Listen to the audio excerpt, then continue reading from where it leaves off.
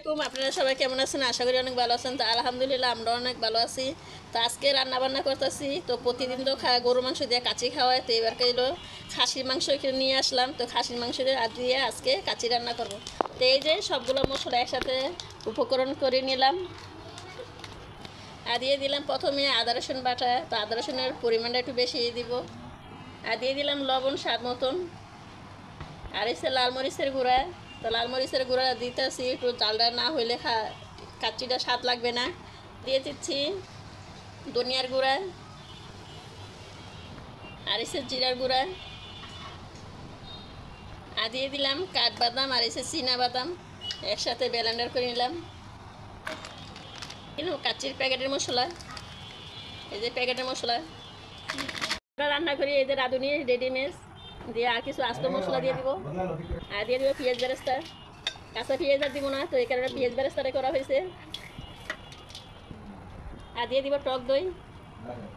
টক দইটা হাতে ফেটিয়ে নিছি, টক দইটা হাতে ফাটিয়ে নিছি। টক দইটা না দিলে টেস্টটা হয় না। আর দিয়ে দিলাম সয়াবিন তেল। এই যে সয়াবিন তেলের পরিমাণটাও বেশি দিয়ে দিলাম। এখানে দিয়ে দিব গরম মশলার গুঁড়া, সব কিছুই আছে এখানে। তো এগুলো সবগুলো একসাথে হাত দিয়ে মেখে নেব। তারপর তো 10 মিনিট মেখে রেখে দেব। এই কাচ্চির মাংসটা সব কিছু মশলা দিয়ে অনেক সাবধানে করতে হয়। তো বাইরের রেস্টুরেন্টের মতন আমার খাবারটা আমি সবসময় রান্না করি, কিন্তু এরকম ভালো হয়, পুরো সেম বাইরের খাবারের মতন হয়। তো অবশ্যই আমার পুরাটা ভিডিও দেখবেন। আর ভিডিওটা ভালো লাগলে সবাই সাবস্ক্রাইব করে দিবেন। আর কিছু আস্ত কাঁচামরিচ দিয়ে দিলাম মাঝখানে ভেঙে। আজকে কাচ্চি খাবে কাশ্মীর ফুপির আজকে জন্মদিন না, এই যে বার্থডে গার্ল, এই যে আজকে সামিয়ার বার্থডে। তো আমরা আজকে কাচ্চি পাটি দিলাম, জন্ম রান্না করতেছি। তো মানুষ বেশি একটা কম না, আমরা নিজেরাই। আর এই যে 5 কেজি চালের প্যাকেট, তো এই প্যাকেটের মধ্যে 2 কেজি থাকে। আর এই যে আমাদের চালগুলো 1 ঘন্টার জন্য ভিজিয়ে রাখবো, তাহলে কাচ্চিটা অনেক সুন্দর হবে। তো খাসির মাংস দিয়ে কাচ্চি রান্না হবে আজকে বাসমতি চাল দিয়ে। আর এই যে চালগুলো 1 ঘন্টা ভিজিয়ে রাখছিলাম, তো এখন এগুলো ছেঁকে রাখবো। আর এদিকে এখানে এসে গরম পানি বসাই দিলাম। আর দিয়ে দিলাম এই যে কিছু গরম মশলা, দারচিনি, এলাচ, আর হয়েছে শাহি মশলা। আর দিয়ে দিব লবণ। লবণের পরিমাণটা একটু বেশি দিয়ে দিলাম, চাইলের সাথে আর পরে আর দেওয়া লাগবে না। আর দিয়ে দিলাম পাউডার দুধ। সেই পাউডার দুধটা এই যে গরম পানির মধ্যে গুলিয়ে রাখবো। তারপরে পোলার চাইলে সিদ্ধ করে পরে পাতিলার মাংসের উপরে দিয়ে দিব।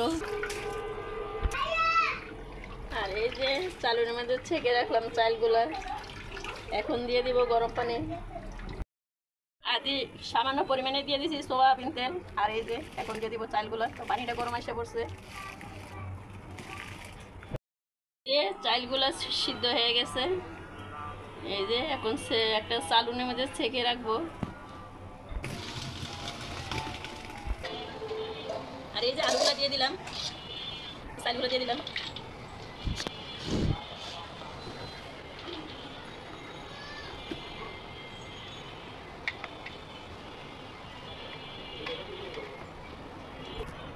আর দিয়ে দিলাম টেস্টি সল্ট।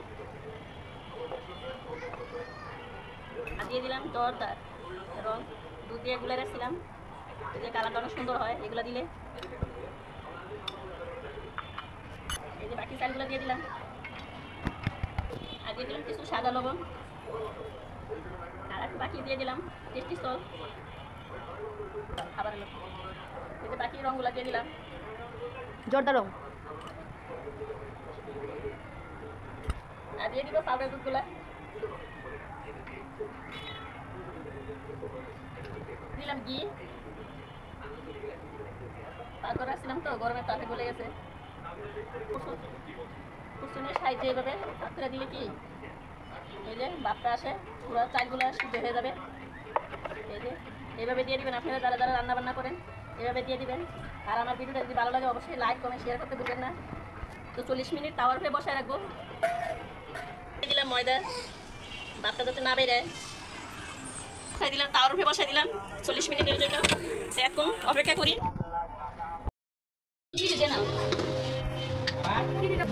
এই যে আমার কাচ্চি রান্না করা হয়ে গেছে বাসমতি চাল দিয়ে খাসির মাংস। আর দেখি কেমন হয়েছে।